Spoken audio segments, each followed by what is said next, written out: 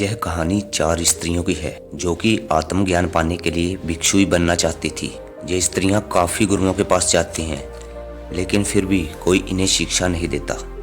फिर उन्हें एक ऐसे गुरु के बारे में पता चलता है जो इन सब गुरुओं से अलग होते हैं, क्योंकि उनका शिष्य बनाने का तरीका सबसे अलग था। वह बहुत ही अलग तरीके से शिष्य बनाते थे। चाहे स्त्री हो या पुरुष, वो शिष्य बनाने से पहले एक प्रश्न पूछते थे। वह चारों स्त्रियां बहुत आशा के साथ उन गुरु के पास जाती हैं। जब वह गुरु के पास पहुंचकर उन्हें प्रणाम करती हैं, तो गुरुजी उन स्त्रियों से उनके पास आने का कारण पूछते हैं।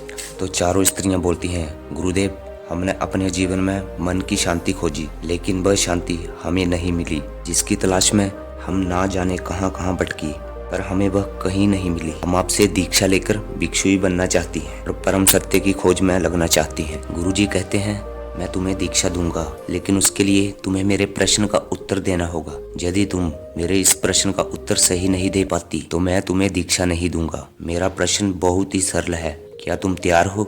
चारों स्त्रियां कहती हैं, हाँ गुरुजी, हम तैयार हैं। तो गुरुजी कहते हैं, तो ठीक है, तुम चारों में से जो पहले उत्तर देना चाहती है वो यही खड़ी रहे और बाकी कुछ दूरी पर जाके खड़ी हो जाएं, ताकि ना कोई प्रश्न सुने और ना ही उत्तर। वह स्त्रियां वैसे ही करती हैं और कुछ दूर जाकर खड़ी हो जाती हैं। तब गुरु पहली से प्रश्न करते हैं कि मान लो तुम एक नाव में हो जिसमें 20 पुरुष हैं और तुम अकेली स्त्री हो। वह नाव समुद्र में कहीं खो गई है। दूर दूर तक कोई किनारा नजर नहीं आ रहा। अचानक तुम लोगों को एक द्वीप दिखता है। तुम लोग धीरे धीरे उस द्वीप की तरफ बढ़ना शुरू कर देते हो। तुम यह बात जानती हो कि उस नाव में 20 पुरुष हैं और तुम अकेली स्त्री हो। और अब तुम ये सोच रही हो इस द्वीप पर पहुंचने के बाद तुम्हारे साथ क्या होगा। तब वह गुरु उस स्त्री से पूछते हैं, तब तुम इस परिस्थिति में क्या करोगी? वह स्त्री कहती है, मैं इस स्थिति में अपनी इज्जत बचाने के लिए समुद्र में छलांग लगा दूंगी और अपनी जान दे दूंगी। दोस्तों, शायद आप में से भी कुछ को उस स्त्री का उत्तर सही लगा हो, लेकिन वह गुरुदेव उस स्त्री से कहते हैं, तुम अब जा सकती हो। तुम्हारा उत्तर बिल्कुल गलत था। जो हुआ ही नहीं उसके लिए तुम अपने आप को कैसे दंड दे सकती हो?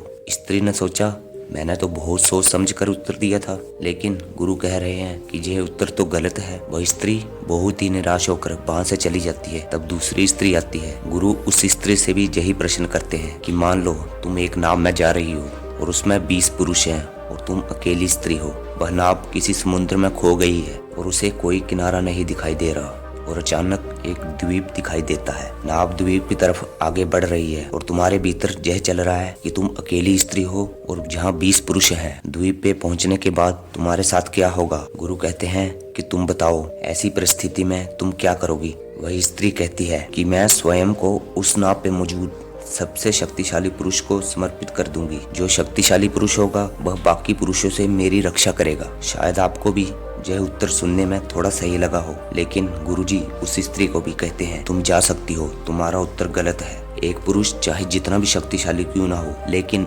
19 पुरुषों के आगे कमजोर ही होगा। वह स्त्री भी निराश होकर चली जाती है। तब तीसरी स्त्री आती है। गुरुदेव उससे भी वही प्रश्न करते हैं। प्रश्न पूछने के बाद गुरु पूछते हैं, ठीक है, अब तुम ऐसी परिस्थिति में क्या करोगी? तीसरी स्त्री उत्तर देती है और कहती है, ठीक है, उस नाव पर 20 पुरुष हैं और मैं अकेली स्त्री, परंतु इसमें समस्या क्या है? वह स्त्री एक वैश्य थी। वह कहती है, वह पुरुष है और मैं एक स्त्री, वह अपनी जरूरत पूरी करेंगे और मैं अपनी, इसमें समस्या ही क्या है? उत्तर सुनने के बाद गुरु ने कहा, तुम भी जा सकती हो, तुम्हारा उत्तर भी गलत है। वह तीसरी स्त्री भी लौट जाती है और अब आखिर में चौथी स्त्री आती है। गुरुदेव उससे भी वही प्रश्न पूछते हैं कि मान लो तुम एक नाव में जा रही हो, उस नाव में 20 पुरुष हैं और तुम अकेली स्त्री, और नाव समुद्र में कहीं खो गई है और अचानक एक द्वीप दिखाई देता है और नाव द्वीप की ओर बढ़ने लगती है और तुम्हारे भीतर यह चल रहा है कि तुम उन 20 पुरुषों में एक अकेली स्त्री हो और द्वीप पे पहुंचने के बाद तुम्हारे साथ क्या होगा? तुम बताओ, तुम ऐसी परिस्थिति में क्या करोगी? वह स्त्री